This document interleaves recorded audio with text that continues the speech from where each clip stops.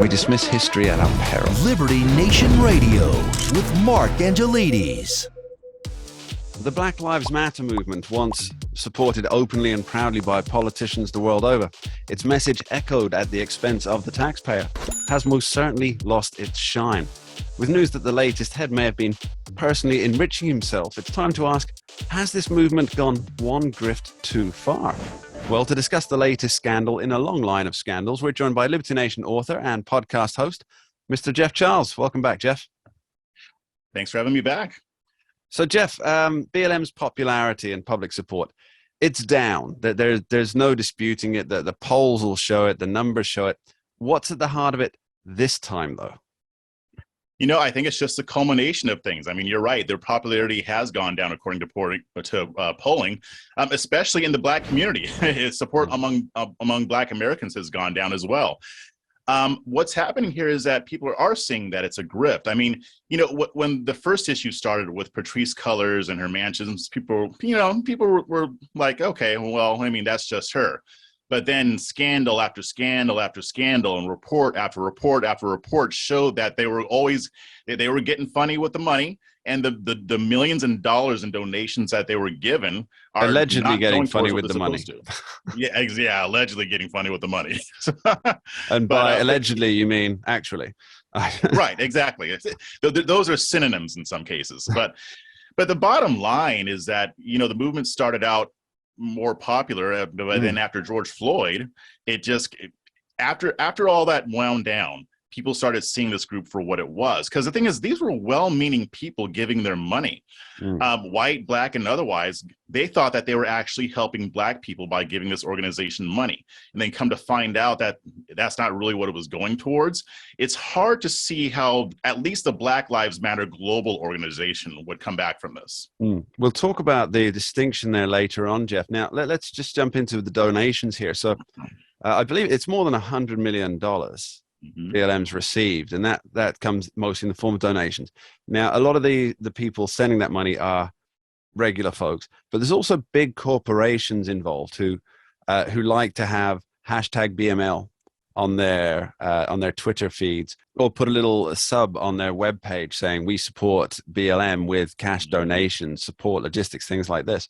Now, I think this latest scandal, it will likely sink the individual gifts, but will it put off the virtue signaling companies? You know, so, you know, with this latest one where the head of Black Lives Matter is accused of stealing $10 million for personal use. I mean, especially if that ends up getting proven, yeah, you're right. Individual donations are going to go down. I don't see how anybody gives this organization any money. With corporations, corporations are doing this for different purposes. Corporations are doing this to stay in the good graces of the woke left and to make sure that the cancel culture community doesn't come after them. So I still think that their donations will decrease, especially if people on the left start calling them out for donating to an organization that isn't doing what it says it's supposed to be doing. But at that point, they can just easily pivot and say, okay, what do you want? Where do you want us to give our money? We'll do it. Please don't hurt us. Yeah, there's an old saying, isn't there? It's like feeding the alligator in hopes that it eats you last.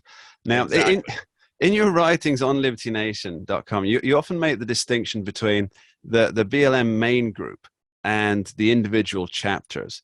Now, I'm not entirely sure that everybody's clear on what the difference is there. Now, we know that the main group really hasn't spent or invested much of that cash that they've received benefiting actual Black lives from numerous reports, to be honest. I haven't found a single report that's said this is where some money has gone like into a Black community. But what about the local chapters? So the local chapters are still going, and basically the way it works is the Black Lives Matter global organization is supposed to funnel funds into Black Lives Matter grassroots, which is a group of I can't remember how many chapters across the country, and then that gets disseminated. So they've given some, but not as much as you would expect, given what they say their mission is. The local chapters are still going. They're still trying to help people. It goes beyond just police brutality. They feed the homeless and help people in that way. But there's even been some issues at the local level. There's been some issues with corruption and different accusations. On the whole, it doesn't rise nearly to what the global organization were doing, but there are still people on the ground who are still trying to make a difference. Yeah, it's power corrupts, and absolute power corrupts, absolutely. Now, I don't think it's escaped the attention of anyone really who's been paying attention over the last 7 or 8 years that BLM seems to be reinvigorated whenever there's an election.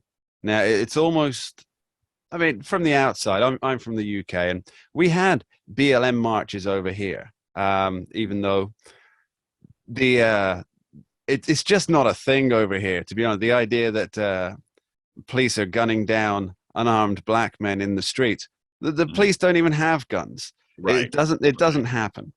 But I mean, we've seen these marches all over, but they always tend to come about just in time for an election.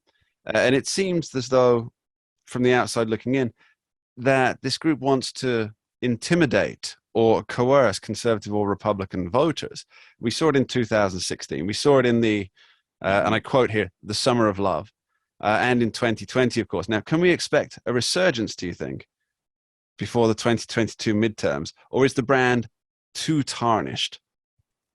I'm going to say no for two reasons. One, the brand is too tarnished, like you said, but Democrats aren't really harping on police brutality right now, right? They're trying to make it seem like they support the police. Biden is saying we need to fund the police. They're walking away from that defund the police nonsense because it was politically toxic from them. Now, you still have these soft on crime district attorneys in Los Angeles, New York City, and elsewhere, but they know that the crime issue is one that they've been losing on, so they're trying to play it a little bit more safe and not be so anti-police. Now, for 2024, it may come back, but if it does, unless Black Lives Matter does something huge and reforms, it's not going to be them. They're probably going to come up with a different group, or maybe just focus on the movement and not necessarily the organizations. Okay, so potential proxies. Now, Jeff, you tend to have your fingers on the pulse of growing movements. What comes next?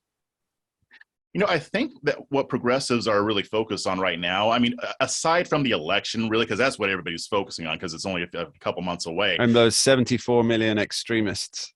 Yeah, those 74 million radical extremists that are threatening the republic. God. No. They don't realize it's a republic. They're threatening the democracy. Yeah. We say republic because we actually know how our government works. But what I'm seeing them focus a lot on is what's going on in schools, and really they're focused on the conservative reaction to it, because basically they got busted over the COVID-19 pandemic when parents found out what their kids were being taught. And I mean, it's funny because I saw an op-ed in Politico just a few days ago that was bashing a company called Brave Books, and it's a children's book publishing company who are making books for kids that teach more conservative values.